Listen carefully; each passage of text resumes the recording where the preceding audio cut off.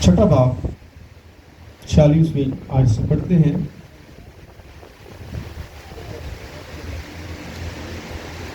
انچاسویں آیت یعنی باب کے آخر تک پڑھیں گے۔ جب تم میرے کہنے پر عمل نہیں کرتے تو کیوں مجھے خداوند خداوند کہتے ہو؟ جو کوئی میرے پاس آتا ہے اور میری باتیں سن کر ان پر عمل کرتا ہے، میں تمہیں جتاتا ہوں کہ وہ کس کی مانند ہے۔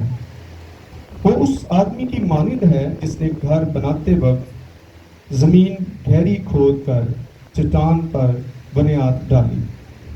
جب طوفان آیا اور سیلاب اس گھر سے ٹکرایا تو اسے ہلا نہ سکا، کیونکہ وہ مضبوط بنا ہوا تھا۔ لیکن جو سن کر عمل نہیں لاتا وہ اس آدمی کی مانند ہے جس نے زمین پر گھر کو بے بنیاد بنایا۔ جب سیلاب اس پر زور سے آیا تو وہ فی الفور گر پڑا اور وہ گھر بالکل برباد ہو گیا۔ کلام مقدس کے پڑھے سنے جانے سے ہم سبوں پر خدا کی برکت ہو، آمین۔ آج ہم فنڈیشن کے بارے میں بات کریں گے، کیونکہ فنڈیشن کا اسٹرانگ ہونا بہت زیادہ ضروری ہے، اور آپ کو ہر جگہ پر فنڈیشن کی ضرورت پڑتی ہے۔ آپ کی بنیاد اچھی ہوگی تو آپ کی عمارت بھی اچھی ہوگی۔ آپ اگر اپنے بچوں کو ان کی بنیاد اچھی رکھیں گے تو وہ بچے کلیسیا میں باعث برکت ہوں گے۔ اور ہماری فاؤنڈیشن کا تعلق خدا کے ساتھ ہونا چاہیے۔ یسوع مسیح جو کہہ رہے ہیں اس پر ہم غور کریں گے۔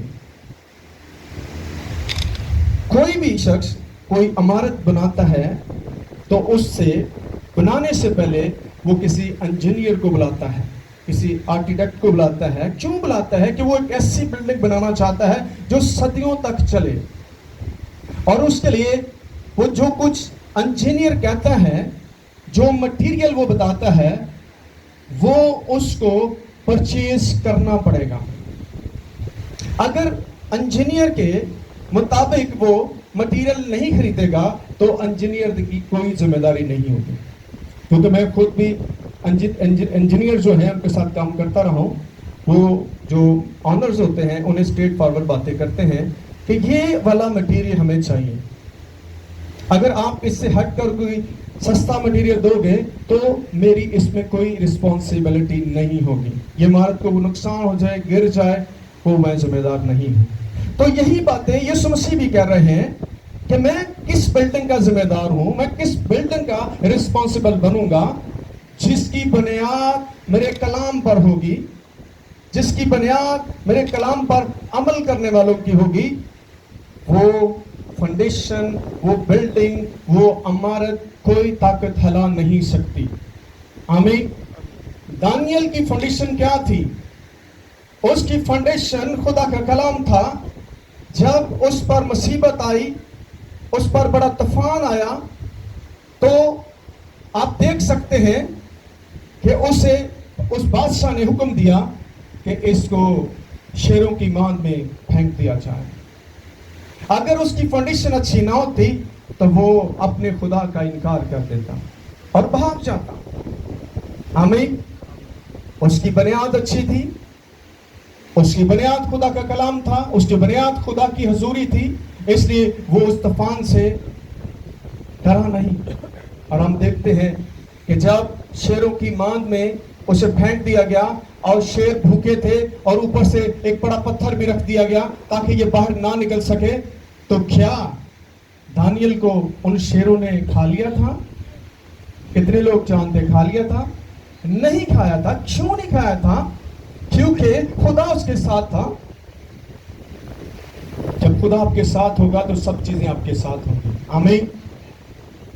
باغ عدن میں حوا اور آدم تھے، کیا انہیں خدا نے کبھی کسی سے کمی آنے دی؟ کیونکہ خدا کی حضوری ان کے ساتھ تھی اور وہ پورے باغ عدن کا اختیار رکھتے تھے، آمین۔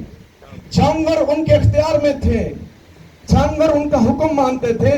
جو خونخوار جانور ہیں آپ جانتے ہیں وہ بھی ان کے ساتھ رہتے تھے، لیکن وہ کیسے ان کے دشمن بنے؟ جب آپ گناہ کرتے ہیں تو ہر چیز آپ کی دشمن ہوتی ہے. مسئلہ یہاں پر ہوا. تو گناہ نے کیا کیا؟ ہر چیز ان سے چھین لی. خدا نے انسان کو با اختیار بنایا ہے، بے اختیار نہیں بنایا. اور وہی اختیار یسوع مسیح نے پھر سے اپنے لوگوں کو دلایا. کیا کیا؟ میں تمہیں اپنا اختیار دیتا ہوں کہ میرے نام سے کیا کرو؟ سانپوں بچھوؤں کو کچلو اور دشمن کی قوت پر غالب آؤ. تو اس لیے ہمیں خدا کے کلام سے اپنی بنیاد کو رکھنا ہے. رسولوں کے پاس کچھ نہیں تھا کیونکہ ان کی بنیاد خدا کا کلام تھا.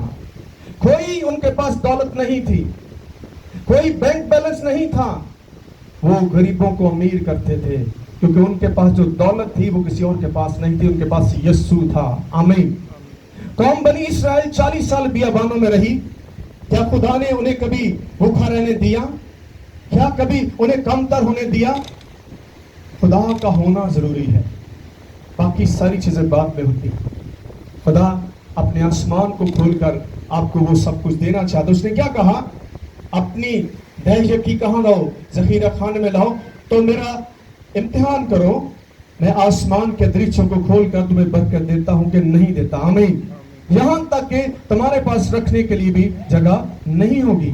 یہ ہے پہلا قدم جو ہمیں کرنے کی ضرورت ہے، کیونکہ یورپ کی کلیسیا جو ہے وہ اپنی جو 10% تائید ہے وہ خدا کو دیتے ہیں. ہم کئی مہینے دیندے ہی کو نہیں. 1 مہینہ دیتی 6 مہینے غائب ہو گئے. تو ایسے نہیں ہوتا. آپ خود دیکھیں گے آپ کے مالی حالات کبھی بہتر نہیں ہوں گے.